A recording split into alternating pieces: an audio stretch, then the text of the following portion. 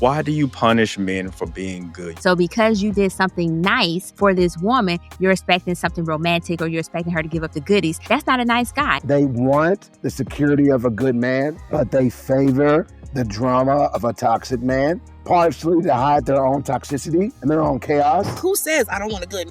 Who says that? Even bum want a good? Is there a thing, ladies? Because, you guys have to speak for all of women in all of history. Do women punish men for being too kind, too good? They say, he's a good man, Savannah. Why do you punish men for being good? You say you want a guy who loves his mother, who writes poetry, who doesn't cheat on you, who volunteers at the soup kitchen, reads to kids at the library. And you punish them. You say, you're not exciting. You don't do anything that really I need that spark back. Why do you punish men for that? Because we're confused. We're trying to understand. I'm going to yield the floor to Tia because I've been pretty energetic in answering these things. I feel like you punted. I feel like you're punting. I did kind of punt it, but it's because I know what I'm going to say. Y'all going to be like, ah. But I can go ahead and go. Though. I don't even like just that. go because they're gonna all to all of us. So I'll let you take. I mean, I think that's a fair question. Is it the good guy or is it the peen and vibes? Is it too much to ask for all of it? Am I being greedy by saying I want it all? Yes, that's crazy. Yes. Listen, and that's crazy because as a woman, I think I bring all the good things to the table and then some. And I can cook. I like to clean and wash clothes, and I'm gonna make you remember me always and long time. So I don't think that I should have to choose. I think I want it all, and so should you. And when you find someone who matches those things and likes the little nuances of who you are, then that's the one that you propose to before 5 years comes up and her eggs are dry. I love that. So I just want to say this. So sometimes when we talk about the good guy, because, they always like, oh, nice guys finish last and women don't want the good guy. That's not even the case, right? Now, I will admit that there are some women who are silly and they could have a good man and they silly and they chasing some chaos. They are chasing some toxicity. And so therefore they miss out. But I want to do a clear difference because I know we talked in pre-pro about nice guys finishing last. And at the end of the day, it's not even about the nice guy finishing last because we know some nice guys, and I'm going to put quotation on that, actually aren't nice. You know how you know they're not nice? Because they're expecting their niceness to get them the transaction that they desired from that woman. And therefore, it's no longer a good guy or a nice guy because they're expecting transaction behavior. So because you did something nice for this woman, you're expecting something romantic or you're expecting her to give up the goodies. That's not a nice guy. That's a creeper. That's an asshole. That's a nice guy masquerading under, or actually, matter of fact, let me put it that way. That is a wolf masquerading in sheep's clothing, because ultimately the fact that it becomes transactional, that they're expecting, oh, I was nice. And then let's talk about the nice guy super quickly in regards to the trauma response of the nice guy, by the way. So it turns out in some research, because, I like to do some research too, there was like a lot of nice guys actually is a trauma response to rejection, which is why they cry foul when they're rejected, because they felt like if they shaped this character, because it's not even a character, it's a persona. It's a persona that they thought was going to get them, manifest them some coochie, and it didn't manifest that coochie. And then that's when they cry foul and say, oh, nice guys finish last. Now, don't get me wrong. There's a difference between a nice guy and a good guy. So the good guys, like I said, there are good guys out there who some women are silly. Like, damn, girl, you had you a good man doing all the stuff that Devin talked about. And you was like, oh, no, he just didn't excite me. Well, she was silly because she should have brought the excitement into the relationship. She should have been like, you know what? Let me be that yin versus that yang to pull him out and get him all excited and whatnot. And so for that purpose, I would say, one of the things that they quoted, i.e. that they noted, was that in this good guy, nice guy conversation, that a lot of these nice guys or good guys may not be emotionally available. And a lot of times, just like Tia said, we want it all. We want that. And as a matter of fact, just that you also stated we want it all. Devin, you actually described somebody who had it all, right? It's because that emotional availability, being that them being an emotionally safe place while still being exciting. And so I think that's part of it as well. So Go ahead, Devin. I saw you come off Yeah, mic. no. I think Steph Curry is the quintessential have it all guy. So he's just the stand-in for the have it all guy. So shout out to him for that. But Jay, what do you think, man? Are we being punished for being emotionally available in low toxicity? I feel like we are. I think so. I think so. I think there's so much to unpack here.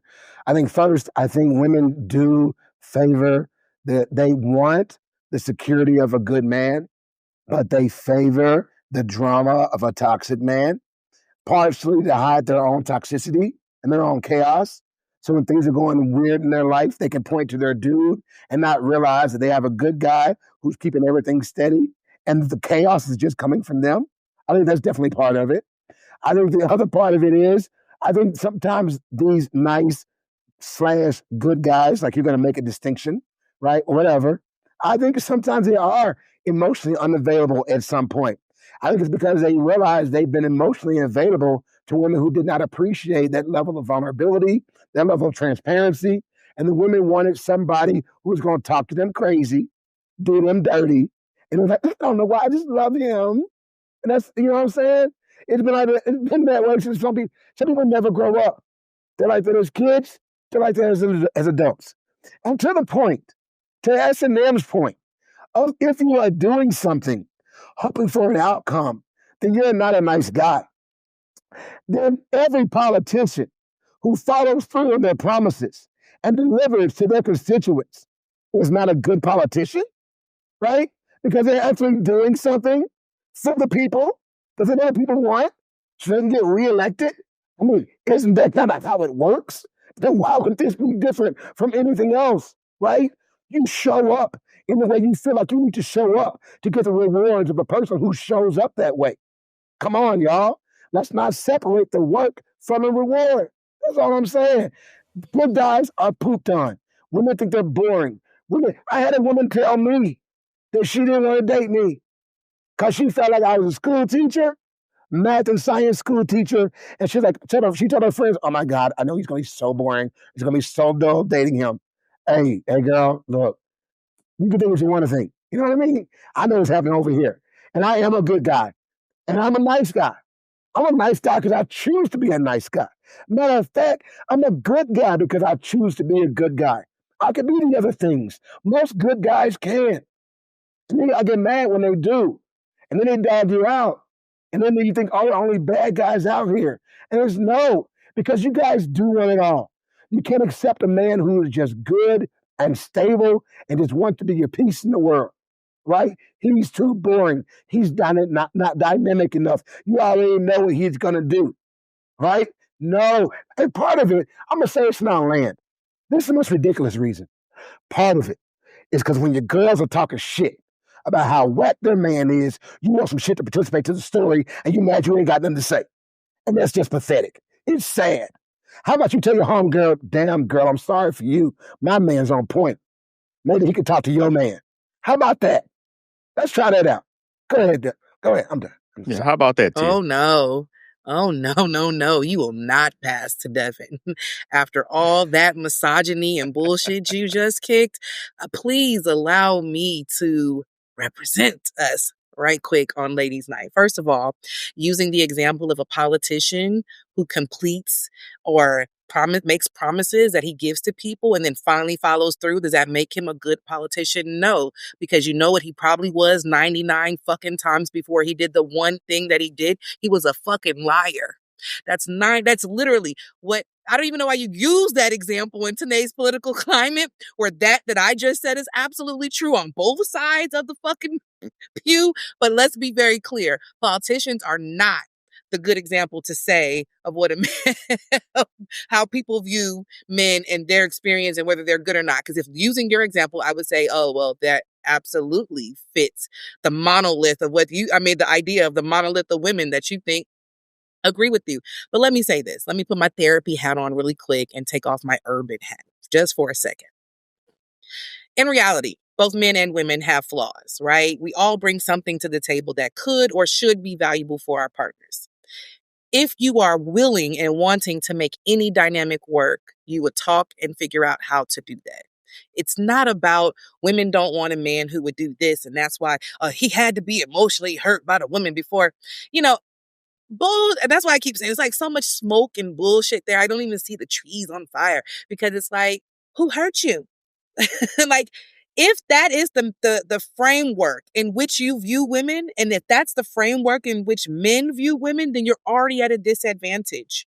You already make us question, how do you want women if you think that all of us think like that? Because we don't. Why would there be educated, even uneducated or undereducated individuals in the world who want a partner and who would who would do, like, who says I don't want a good nigga? Who says that? Even bum bitches want a good nigga, right?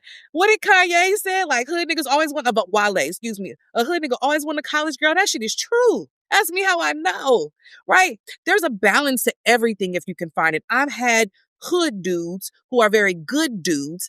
They may be very good sons, good dads, good whatever, but they may not be good partners. I've met very good and intellectual and well-kept women who are horrible wives and girlfriends, right? These things don't always kind of correlate to each other. We conflate it and make it seem like one leads to the other and therefore you're not worthy. But that's not the case. Really, what it comes down to is that for whatever reason, we're in this war between black men and black women where all women and all women this, and then be like, shut that shit up. Because in reality, good dude, bad dude, whatever, y'all be on our ass wanting one of us. There's never a moment when a man is not in pursuit. So meanwhile, while you're always talking about the bad things and who cries and who don't cook food and who, y'all be choosing them. Go choose equitable stock. Go choose someone who you find matches your value, and stop complaining about reaching too high for a woman that you don't match or compete with, or stop reaching so goddamn low and pulling somebody up in the bottom so you can be pissed and resentful of them and then say how much they're a gold digger and didn't have shit when they came to the table. Like, fix you. Get your shit together and you're going to attract what you put out to the world. Stop generalizing black women and all that shit, because if I start generalizing men, y'all niggas going to be sick. Now listen, T, you did give some First good up, go ahead, advice. Devin, go ahead. You did give some good advice to Jay.